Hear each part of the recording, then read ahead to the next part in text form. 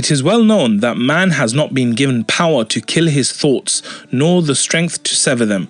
They invade him just as his breathing invades his body.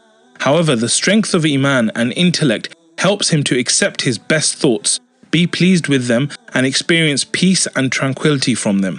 It also helps him to repel his most evil thoughts and dislike and recoil from them.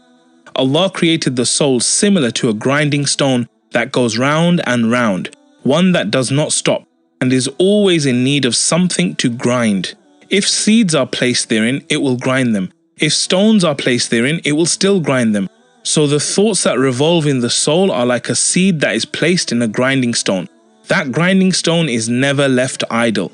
Something or the other has to be placed inside it.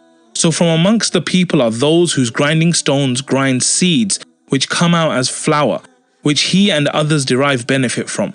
But most of them grind soil, stones, straw, and so forth. So when the time of making the dough and baking comes, he sees the reality of what he ground.